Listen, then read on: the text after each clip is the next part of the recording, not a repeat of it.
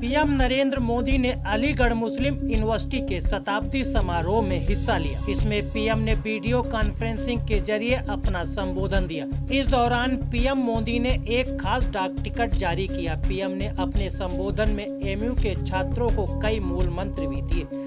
PM ने कहा कि जो भी देश का है वह हर नागरिक है और संविधान में नागरिक के लिए जो भी अधिकार हैं वह हर किसी को मिले। इस दौरान पीएम ने कोरोना से लेकर सबका साथ सबका विकास से जुड़ी योजनाओं को विस्तार से गिनाया।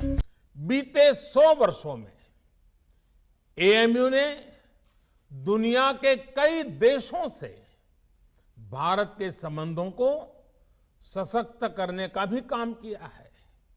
उर्दू, अरबी और फारसी भाषा पर यहां जो रिसर्च होती है, इस्लामिक साहित्य पर जो रिसर्च होती है, वो समूचे इस्लामिक वर्ल्ड के साथ भारत के सांस्कृतिक रिश्तों को नई ऊर्जा देती है। मुझे बताया गया है कि अभी लगभग 1000 विदेशी स्टूडेंट्स हमारे यहां एएमयू में पढ़ाई कर रहे हैं।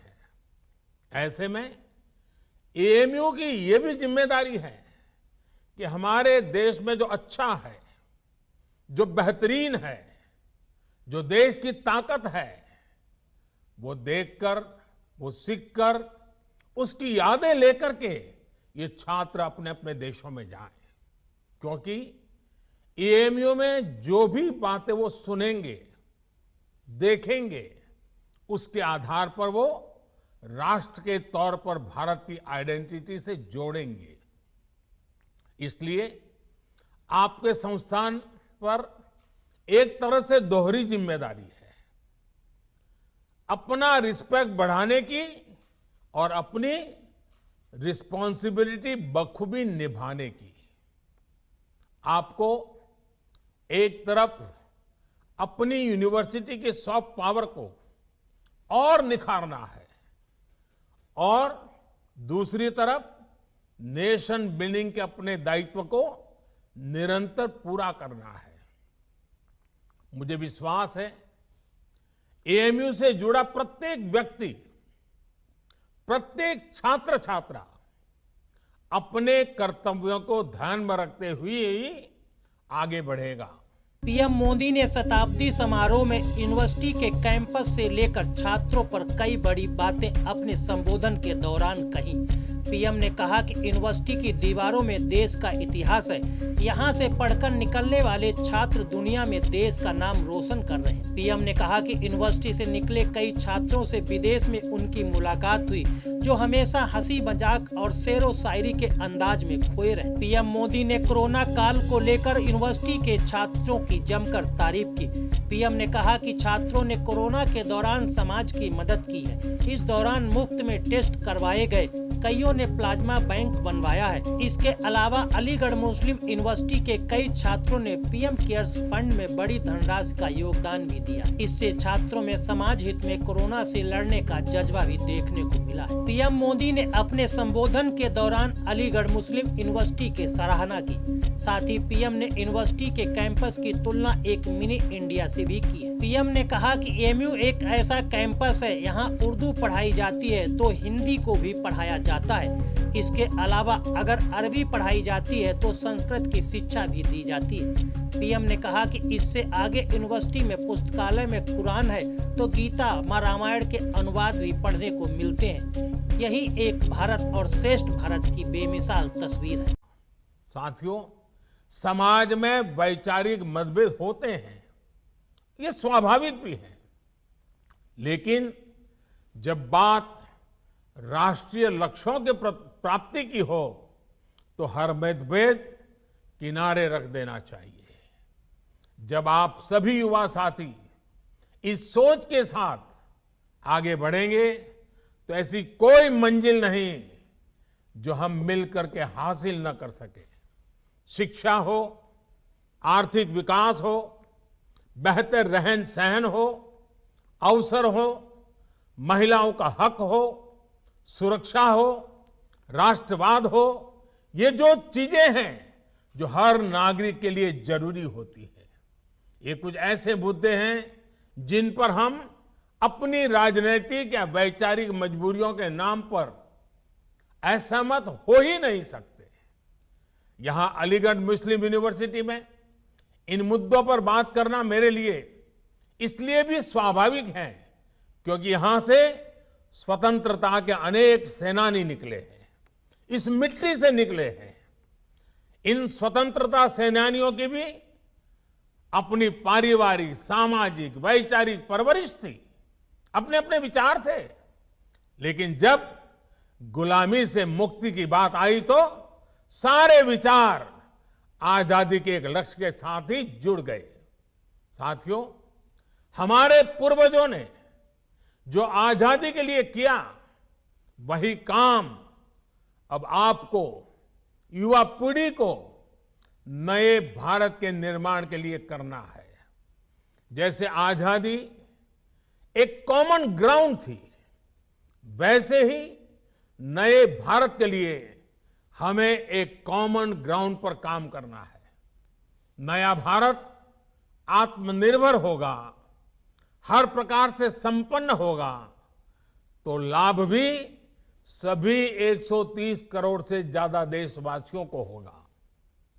ये विमर्श समाज के हर हिस्से तक पहुंचे, ये काम आप कर सकते हैं, युवा साथी कर सकते हैं। पीएम मोदी ने शताब्दी समारोह में जाति और धर्म को लेकर भी अपना संबोधन दिया। पीएम ने कहा कि सर सैयद का संदेश कहता है कि हर किसी की सेवा करनी चाहिए, चाहे उसका धर्म या जाति कुछ भी क्यों न हो। देश की हर समृद्धि के लिए उसका हर स्तर पर विकास होना जरूरी है। इसके लिए आज हर नागरिक को बिना किसी भेदभाव के विकास का लाभ मिल रहा है। इसमें सबका साथ, सबका विकास और सबका विश्वास ही सबसे बड़ा मूल मंत्र है। मैं आपको सर सैयद द्वारा कही गई एक बात, उस बात की आज याद दिलाना चाहता हूं।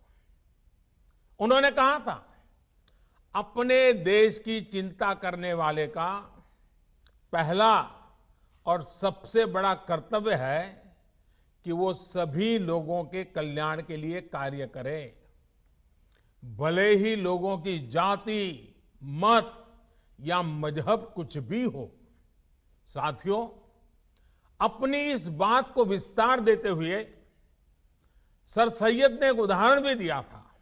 उन्होंने कहा था, जिस प्रकार मानव जीवन और उसके अच्छे स्वास्थ्य के लिए शरीर के हर अंग का स्वस्थ रहना जरूरी है, वैसे ही देश की समृद्धि के लिए भी उसका हर स्तर पर विकास होना आवश्यक है। साथियों, आज देश भी उस मार्ग पर बढ़ रहा है जहां प्रत्येक नागरिक को बिना किसी भेदभाव देश में हो रहे विकास का लाभ मिले। देश आज उस मार्ग पर बढ़ रहा है जहां का प्रत्येक नागरिक संविधान से मिले अपने अधिकारों को लेकर निश्चिंत रहे, अपने भविष्य को लेकर के निश्चिंत रहे। देश आज उस मार्ग पर बढ़ रहा है जहां मजहब की वजह से कोई पीछे न छूटे, सभी को आगे बढ़ने के समान अवसर मिले, सभी अपने सपने पूरे करें। सबका साथ, सबका विकास, सबका विश्वास, यह मंत्र इसका मूल आधार है। देश की नीयत और नीतियों में यही संकल्प झलकता है। आज देश गरीबों के लिए जो योजनाएं बना रहा है, जो बिना किसी मत मजहब के भेद के हर वर्ग तक पहुंच रही हैं, बिना किसी भेदभाव 40 करोड़ से ज्यादा गरीबों के बैंक खाते खुले, बिना किसी भेदभाव 2 करोड़ से ज्यादा गरीबों को पक्के घर दिए गए, बिना किसी भेदभाव 8 करोड़ से ज्यादा महिलाओं को गैस कनेक्शन मिला, बिना किसी भेदभाव कोरोना के इस समय में 80 करोड़ देशवासियों को मुफ्त अन्न सुनिश्चित किया गया। बिना किसी भेदभाव आयुष्मान योजना के तहत 50 करोड़ लोगों को 5 लाख रुपए तक का मुफ्त इलाज संभव हुआ।